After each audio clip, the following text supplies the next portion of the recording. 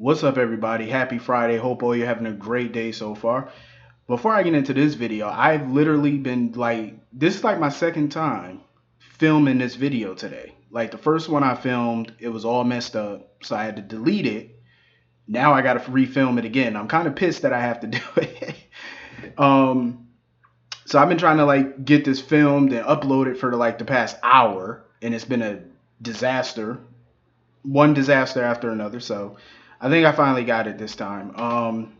So anyway, getting into this episode, if I was Robert, I would have whooped Finn's ass today. I'm just saying. Like Finn did not want to release Peter all because he wanted Anna to come back in time to say goodbye to Peter.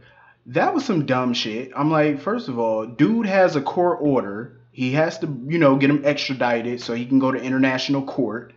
Um, and you sitting there, bullshitting. I'm like, Finn has his head so far up Anna's ass he could taste what she had for breakfast. Like, let's just put it like that. Um, I know Robert has to go to the courts now and figure that out, get another court order, do whatever he got to do. I just wish that he would have went to Monica. Go to Monica. Surely Monica can sign off on a release. She is chief of staff, and she obviously is Finn's boss, so she should have the legal right to discharge Peter. Um, but of course, something's wrong with Anna because Robert was on the phone with Robin, and Anna never made it to Robin's house. So, and I figured as much because when Anna left, some dude, her driver or whatever, he had a gun on the passenger seat. So the question now is, who has Anna? I know some people think Valentine has something to do with it. I wouldn't be surprised if it was Faison. I wouldn't be surprised. If it was Cesar Faison, I probably wouldn't be shocked. Faison, that motherfucker got 12 lives. I'm going to tell you that right now. Like, it ain't no killing him. Um, so Finn got a text message allegedly from Anna. I say allegedly because we all know Anna did not send that text. For him to come to Berkeley. That shit is a trap. That's a setup. It's definitely a trap. Um, so anyway, they got my girl, Obrecht, in Prison Orange. I saw hell no. She about to go to the big house. I kind of agree with what Maxie said. Like, partly, I don't believe Obrecht kidnapping Peter was all for the baby. I don't think it was all for Nathan or Maxie.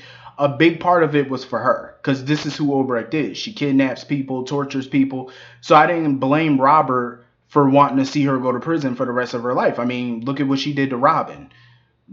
She had Robert in a coma for a year. So I don't blame Robert. He want the bitch to go down.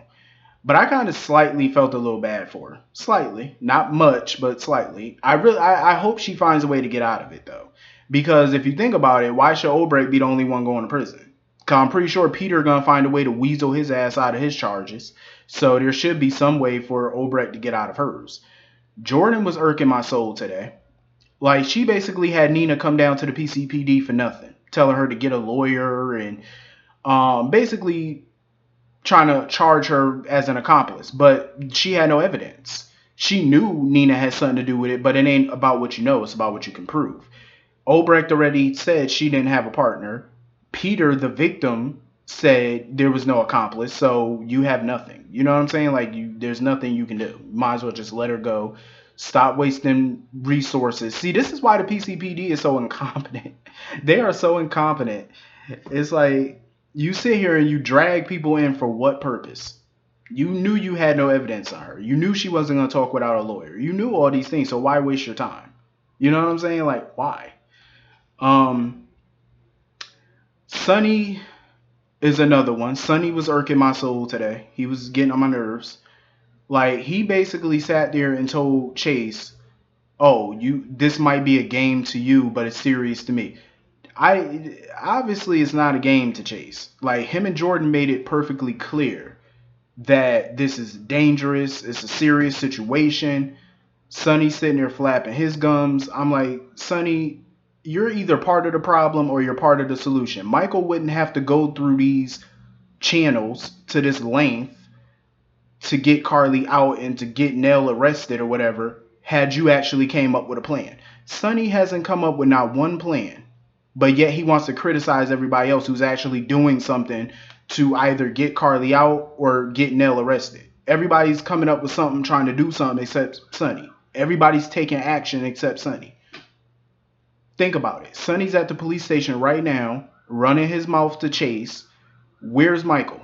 In the car trying to get a confession out of Nell. Where's Jason? At Ferncliff trying to bust Carly the hell out of there. But where's Sonny? At the police station doing all of this.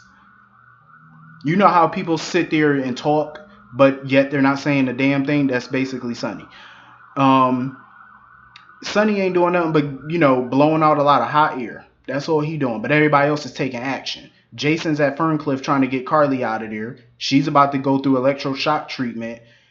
Why is Jason saving your wife for the umpteenth time? Why aren't you saving your wife? It's your wife. Hello, you're the one with the ring. She has your last name. Her last name is Corinthos, not Morgan. I'm just saying.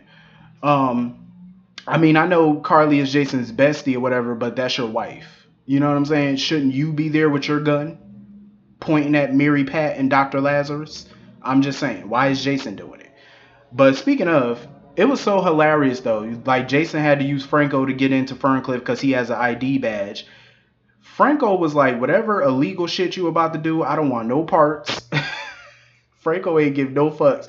Franco was like, look, I'll help you get in this bitch, but I don't want no part of whatever illegal shit you about to do. He was like, I ain't got time to be going no prison. He was like, I got too much to lose. I'm not going to jail. Jason was like, first of all, this is how I'm interpreting Jason was talking to him. This is my interpretation. Jason was like, first of all, shut the fuck up. Stand here for 10 minutes. Watch this fucking door. Make sure don't nobody come in. If somebody come, just let me know. All you gotta do is stand at this bitch for 10 minutes. That's basically how Jason was talking to him. Just stand here for 10 minutes. Look the fuck out. Let me know. Be the lookout. Franco was sitting there just talking to himself like, what the fuck am I doing here? He was like, I'm trying to redeem myself, trying to prove to everybody I changed. Franco was standing there like, bitch, it's been 9 minutes. I'm leaving. He was like, I know Jason said 10, but 9 minutes is close enough to 10, so I'm out. I would have been the same way. Like, listen, 9 minutes is close enough. I did my time. I was the lookout. I'm going. Bye. Sayonara. Franco was not with the shits. He was like, I'm not going to jail. Not today. I don't blame him. Fuck that. Because he know when Jason come up in there with a gun, he know Jason about to put holes all up and through. So he was like, I don't want no parts. I'm out. Y'all do what y'all got to do. So he finally got Mary Pat subdued. He put her in a fucking room somewhere. Dr. Lazarus was about to turn the dial and give Carly electroshock treatment, but of course Jason came in at the perfect time. Jason always got perfect timing. You know who he remind me of? Jason remind me of Chuck Norris when he was on Walker, Texas Ranger. If y'all don't remember Walker, Texas Ranger, look it up. You remember how Alex Cahill, the assistant district attorney that Walker married in like season 8, season 7? Remember how Walker and Trevette used to always have to save Alex all the time, and Walker always got there in the nick of time? That's basically how Jason is. He always gets there in the nick of time to save Sam or Carly or whoever. But good thing he got there when he did. No thanks to Sonny.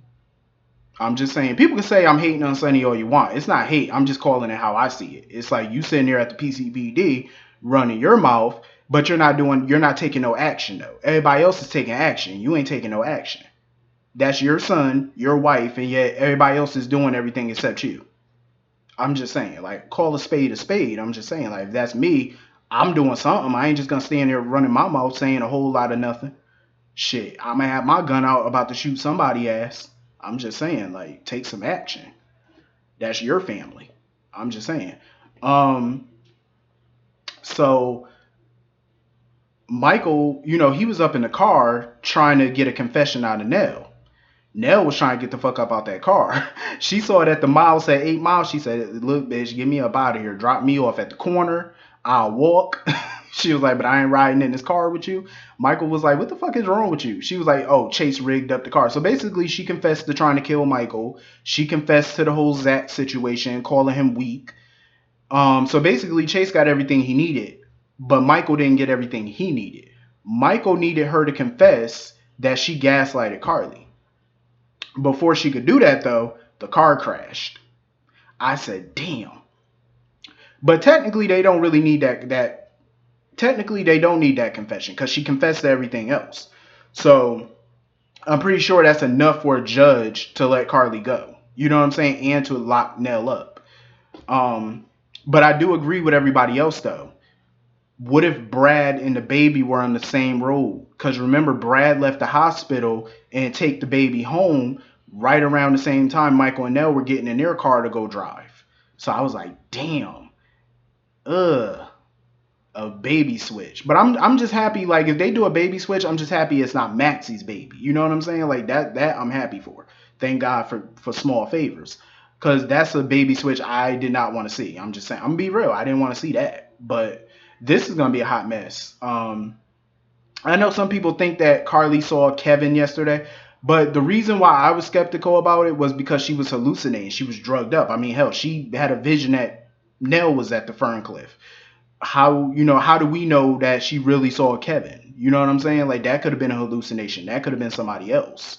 You know what I'm saying? Do I believe that that was really Kevin? Probably so, but it could have been a hallucination. So I'm not trying to jump the gun yet. Not yet. I need a little bit more proof. You know what I'm saying? Because she was all doped up and drugged up, so that could have been anybody to her.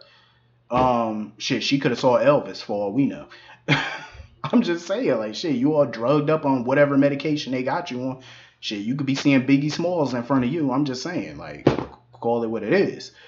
Um, but this episode was pretty good though. Pretty good.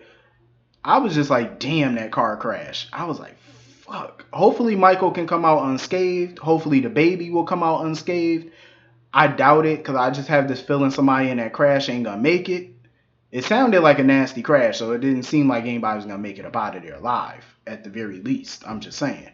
Um, but anyway, that's everything in this episode, I believe. Hit the comment section. Let me know what y'all thought about this episode. I will see y'all on Monday. Have a great weekend. See y'all Monday. Peace.